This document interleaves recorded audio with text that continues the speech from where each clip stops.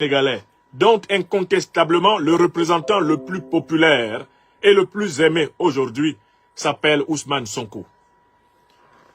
Les juges sénégalais disent « Nous avons bien compris que Macky Sall nous demande de briser la dynamique électorale de Sonko en salissant du mieux que nous le pourrons son curriculum vitae studiorum, son extrait de casier judiciaire. Mais nous avons également écouté le peuple sénégalais qui nous dit « Attention, juges sénégalais, vous êtes obligés de vivre avec nous, peuple du Sénégal.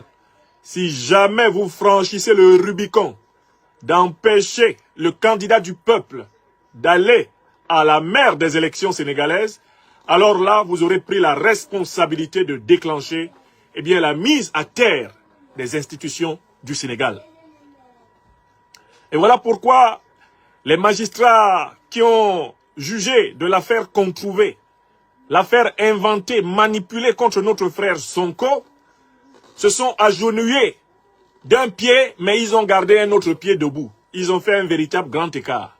Ils se sont agenouillés d'un côté devant Macky Sall et de l'autre, ils ont gardé un pied debout parce que le peuple sénégalais est debout.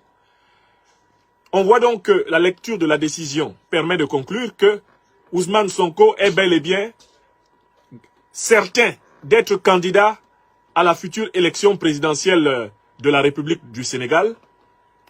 Il est clair que Macky Sall a raté la tentative la plus poussée, la plus osée qu'il voulait esquisser pour empêcher que Sonko soit candidat. Mais Macky Sall, dans ce processus, a tenté de semer le doute dans l'esprit du peuple sénégalais, en présentant Ousmane Sonko comme quelqu'un qui aurait perpétré une atteinte aux mœurs, en le présentant comme quelqu'un qui n'aurait pas un contrôle de ses pulsions.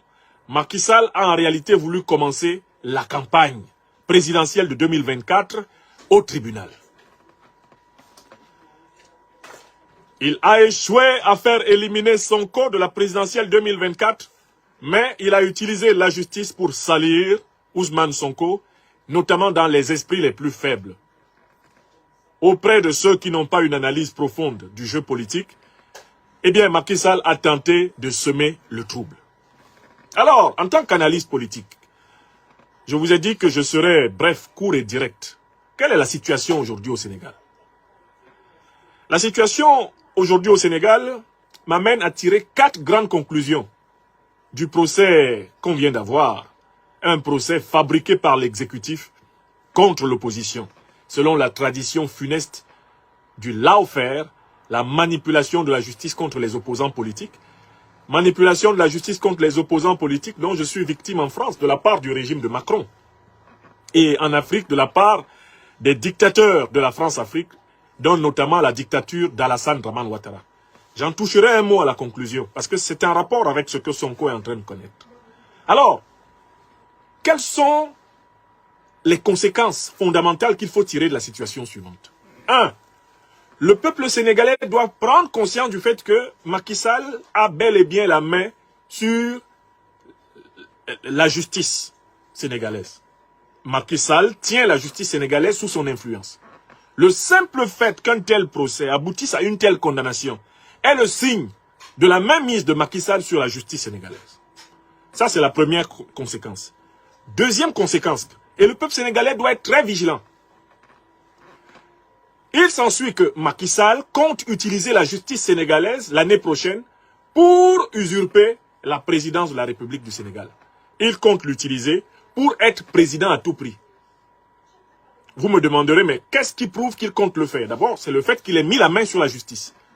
Mais il y a un deuxième fait, c'est que Macky Sall est étroitement conseillé pour son ambition de 3e mandat par un certain monsieur Alassane Dramane Ouattara, le satrape reptilien venu de Sendou pour troubler la paix des Ivoiriens et ayant renié notre belle terre africaine burkinabé de Sendou pour troubler toute l'Afrique.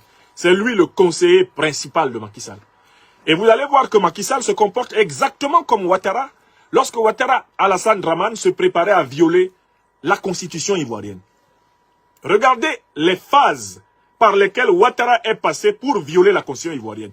vous verrez que ce que Macky Sall a fait est une photocopie. C'est le même schéma. Phase 1.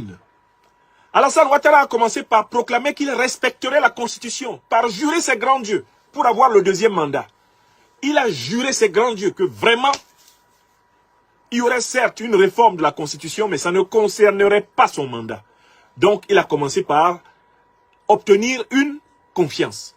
Il a commencé par prêter serment devant le peuple ivoirien, en disant, je ne toucherai pas. Le troisième mandat, ça ne me concerne pas. Je ne peux pas toucher à la Constitution. Ces 2 mandats, attention, hein, ça s'applique à moi comme à tout le monde. C'est 2 mandats, pas plus. Première phase. Je crée une ambiance, je crée une croyance en ma volonté de respecter la Constitution. Ok. Deuxième phase. Deuxième phase de Ouattara. Il s'est mis à semer le doute sur l'interprétation de la Constitution. Ça, c'est la deuxième phase de Ouattara. Il se met à semer le doute sur l'interprétation de la Constitution. Il fait sortir de son camp, où il débauche dans la société civile des gens qui se mettent à imaginer l'hypothèse d'une violation de l'article 55 et de l'article 183 de la Constitution de 2016. Il les laisse d'abord parler. Pendant qu'il parle, lui, il devient extrêmement prudent, réservé. Il refuse de communiquer sur la question du sens de la Constitution et de son éligibilité à la candidature. Deuxième phase, la phase du doute. Il sème le doute dans les esprits. Mais il sème le doute dans les esprits d'une manière savante, tout en maintenant l'espoir qu'il respecte la Constitution. Et c'est comme cela qu'il a pu endormir une bonne partie du peuple ivoirien, avant de passer à la troisième phase. La troisième phase, c'est le passage en force, la violation flagrante. Et cela se fait avec l'instrumentalisation de la police, l'instrumentalisation de l'armée, la création de milices, la corruption d'une partie de l'opposition, eh bien, la terreur servie au peuple entier, le soutien de la France-Afrique, la barbarie à tous les niveaux de l'État, pendant pratiquement 1 année à 2 années d'enfer. C'est ce que Ouattara a fait de 2020 à 2021. Il a imposé 2 années d'enfer au peuple ivoirien et il a violé ce peuple. Voilà les 3 phases de Ouattara. Phase 1, confiance. Faites-moi confiance. Faites-moi confiance. Phase 2, le doute. Peut-être bien que non. Ah non, je n'ai encore rien dit. Je n'ai pas encore décidé. À un moment donné, la Constitution me permet, mais je n'ai pas encore décidé. La Constitution me permet, mais je n'ai pas encore décidé. Phase 3, le viol. Le passage en force. La brutalisation de la société. Si vous regardez Macky Sall à la tête du Sénégal, vous retrouvez strictement les 3 phases de son maître Ouattara. Macky Sall a commencé par jurer devant le peuple sénégalais qu'il ne serait jamais parjure de sa parole, qu'il ne toucherait pas la Constitution, qu'il avait marqué l'histoire du Sénégal en s'opposant à Abdoulaye Wade à propos du respect de la Constitution, et que lui jamais, mais au grand jamais, il ne cracherait sur sa propre histoire. Il a créé la confiance. Phase 1. Macky Sall est passé à la phase 2. Il a envoyé des juristes qu'on trouvait. Il a envoyé des juristes de prétendue bonne foi prêcher la thèse de la possibilité juridique de son mandat. Et dans tout cela, lui, il était en retrait, il ne voulait plus en parler. Il a créé donc la phase du doute, Macky Sall. Tout le Sénégal s'est embrasé entre 3 camps. Le camp de ceux qui disent le droit le permet, le camp de ceux qui disent le droit ne le permet pas, et le camp de ceux qui disent non, au nom de la morale. Macky Sall ne doit jamais le faire. Laissons les histoires de droit. Macky Sall doit respecter sa parole. On ne peut pas diriger un peuple en étant un menteur aussi flagrant sur des questions d'honneur. Sur des questions qui engagent le bien commun, un menteur ne doit pas gouverner. 3 thèses se sont affrontées. Il a le droit. Alors, de brillants juristes sont sortis et ont démontré brillamment comment, en fait, il était juridiquement impossible, finalement, d'empêcher Macky Sall d'être candidat à un 3e mandat. D'autres juristes ont montré comment juridiquement, comme dirait Sansan Kambilé, l'autre voyou, ministre de la Justice en Côte d'Ivoire, mathématiquement, c'est impossible pour lui d'être candidat. Je peux vous le démontrer, mais ça prendrait trop de temps. Mathématiquement, c'est impossible. Au Sénégal, on a eu des mathématiquement impossibles qui sont sortis comme ça. Et pendant cette période-là, Macky Sall confisquait l'appareil d'État. Macky Sall retournait la gendarmerie, retournait l'armée, retournait la police, retournait les renseignements généraux. Macky Sall se mettait à contrôler la justice. Macky Sall était en train de mettre la main sur les pans entiers de l'appareil d'État sénégalais pour préparer la phase 3. Et voici le commencement de la phase 3, qui correspond exactement à la phase 3 de Ouattara. Macky Sall a commencé le passage en force. Dans le passage en force, il lui fallait d'abord faire sauter un verrou fondamental. Il sait que celui qui est favori pour gagner l'élection présidentielle de 2024 au Sénégal, c'est Ousmane Sonko. Donc Macky Sall a voulu ni plus ni moins, que l'éliminer. Si ce n'est physiquement, du moins l'éliminer juridiquement, judiciairement. Vous avez tous assisté à des tentatives d'élimination physique d'Ousmane Sonko. C'est par la grâce du Tout-Puissant et par la vigilance combative des compagnons intrépides du leader Ousmane Sonko que Sonko est vivant. Macky Sall voulait le tuer. Les images que nous avons vues de la brutalité que Macky Sall a fait déferler sur le peuple sénégalais en général, et en particulier sur le leader Sonko, sont des images de tentatives d'assassinat. Il a tenté de le tuer. Et le fait que Macky Sall ait tenté de tuer Sonko prouve qu'il sait que Sonko est le gagnant de la prochaine élection. Il sait que pour avoir menti au peuple sénégalais dans la phase 1 et dans la phase 2 de la stratégie ouattarienne, le contrat moral entre les Sénégalais et lui, Macky Sall, est rompu. Wallahi billahi ta'ala. Macky Sall sait que entre les Sénégalais et lui, comme on dit chez nous à Abidjan, ils ont coupé Ignam. Ils ont coupé Ignam. Chacun a pris son morceau d'Ignam. Macky Sall sait qu'il est sorti du cœur des Sénégalais. Quand les Sénégalais manifestent jusqu'à aller s'attaquer à la résidence de leur président en exercice dans son village, sachez que ça veut dire qu'ils l'ont vomi.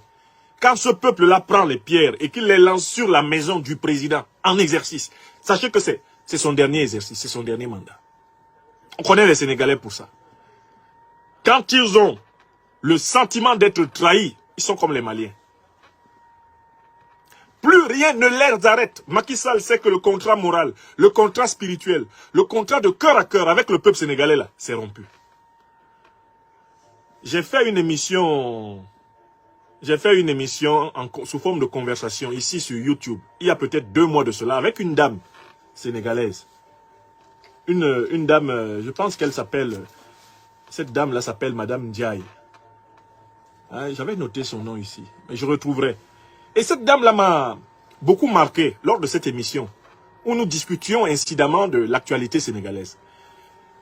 Elle n'est pas passée par 4 chemins. C'est une franco-sénégalaise. Alors que je lui demandais ce qu'elle pensait du tournant que les choses prenaient au Sénégal, elle a dit d'une formule, pendant l'émission qui se tenait sur ma chaîne YouTube. Elle m'a dit, Macky Sall a déclaré la guerre au peuple sénégalais. Ça y est, 3-4 mois. Hein. Elle me dit, professeur, je vous le dis, sans autre façon, Macky Sall a déclaré la guerre au peuple sénégalais. Je vous dis que la dame qui me le disait est une dame connue pour être quelqu'un de pacifique. Elle n'est même pas actrice politique. Elle n'est même pas engagée en première ligne. C'est une Sénégalaise, on va dire, ordinaire. Une Sénégalaise, d'ailleurs, qui a consacré l'essentiel de sa vie à s'occuper de son foyer, s'occuper de son travail, qui n'a pas assumé de fonction politique quelconque. C'est même pas une militante. Quand des personnes qui observent et qui vivent au cœur de la société sénégalaise, franco-sénégalaise, vous disent que ce monsieur a déclaré la guerre, qu'est-ce que vous pouvez penser de ceux qui subissent la répression de Macky Sall? Il y a eu des morts. Il y a des familles qui ont perdu les leurs sous le passage de Macky Sall à la phase 3. Il y a des personnes qui sont handicapées à vie. Il y a des personnes qui sont en contre la vie et la mort. Il y a des personnes qui ne peuvent plus circuler, qui ne peuvent plus marcher, suite aux répressions menées par le régime de Macky Sall. Donc, quand cette dame-là m'a dit que Macky Sall a déclaré la guerre au peuple sénégalais, le fait que cette dame soit à la base quelqu'une de très modéré, m'a amené à comprendre que, en fait, le contrat moral, le lien moral entre Macky Sall et le peuple sénégalais était rompu. Parce que si même des modérés, comme cette dame, que j'ai eu le temps de découvrir, si même des modérés comme ça estiment que Macky Sall a déclaré la guerre, qu'est-ce que vous dites alors de ceux qui sont en première ligne et qui subissent les humiliations, les brutalisations? Hein? Ousmane Sonko ne peut plus amener son enfant à l'école. Il veut sortir pour que son fils aille à l'école, on l'enseigne dans la maison. Mais quel est ce pays? Est-ce qu'on peut encore appeler ça état de droit? On empêche des enfants d'aller à l'école. Ousmane Sonko sort dans son véhicule. Macky Sall envoie de force la gendarmerie, la police, extraire Sonko de son véhicule après l'avoir brisé. L'extraire de force pour l'amener dans une autre direction, ensuite le ramener chez lui. C'est du jamais vu. On force Sonko à aller chez lui. Et Macky Sall appelle ça un état de droit. On le trimballe. Et la scène qui, moi, m'a complètement retourné, c'est cette scène-là où, heureusement, il y a son camarade Sagna qui s'interpose entre lui et la soldatesque de Macky Sall. Sonko n'aurait sans doute même pas survécu à cette soirée-là. Ces gens-là l'auraient étouffé, étranglé, on ne sait même pas ce qu'ils avaient dans les mains, ce qu'ils auraient pu lui loger dans le corps. Et on a vu le nombre de jours pendant lesquels il a été incapable de s'exprimer correctement, ayant été brutalisé. Il voulait l'étouffer, il voulait l'étrangler ce jour-là. Donc, en fait, très clairement donc, pour moi, la deuxième conséquence est la suivante. Le peuple sénégalais sait que Macky Sall veut être candidat. Il veut être candidat de force. Et s'il veut être candidat de force, c'est parce qu'il veut forcer le résultat. Puisqu'il sait qu'il a perdu. Si Macky Sall veut être candidat là, il sait qu'il n'a pas intérêt à être candidat pour que la Cour constitutionnelle déclare qu'il a perdu. Et c'est bien parce qu'il se sent capable de forcer et d'obtenir de la Cour constitutionnelle qu'elle le proclame président élu, que lui, il est en train de se préparer à forcer d'être candidat. Donc je voudrais ici appeler le peuple sénégalais et l'opposition sénégalaise à ne pas se tromper. Et d'où la troisième conséquence. Il ne faut pas laisser Macky Sall être candidat.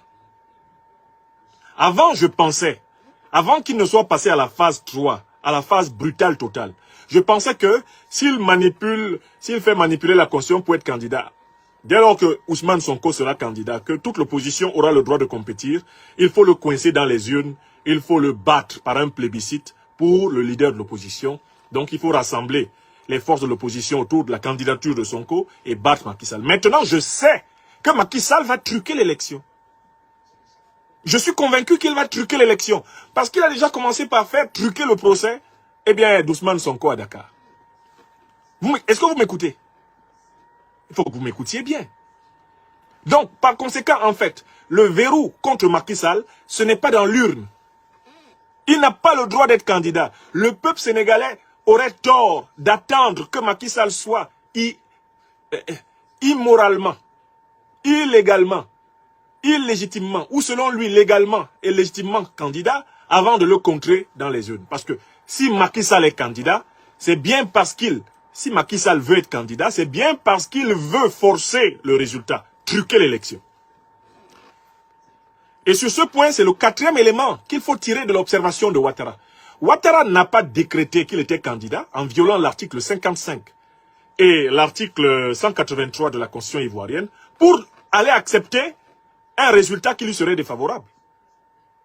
Ouattara n'a forcé pour se faire mettre comme candidat que parce qu'il savait qu'il allait forcer le résultat au niveau du Conseil constitutionnel. Au niveau du Conseil constitutionnel, il allait forcer le résultat. Il le savait. Macky Sall, que vous voyez, qui a déjà commencé à manipuler les juges pour mettre 200 millions de francs CFA d'amende à Sonko, pour écrire des phrases infamantes dans son casier judiciaire. Ce Macky Sall-là vous indique qu'il sera capable d'obtenir que la Cour constitutionnelle, que les institutions électorales ne disent pas le droit. Qui peut le moins, peut le plus. Qui peut le moins, peut tenter le plus. On dit souvent qui peut le plus, peut le moins. Mais qui peut le moins, peut tenter le plus. Quelqu'un qui commence par voler un œuf là, c'est un entraînement pour voler plus tard un bœuf.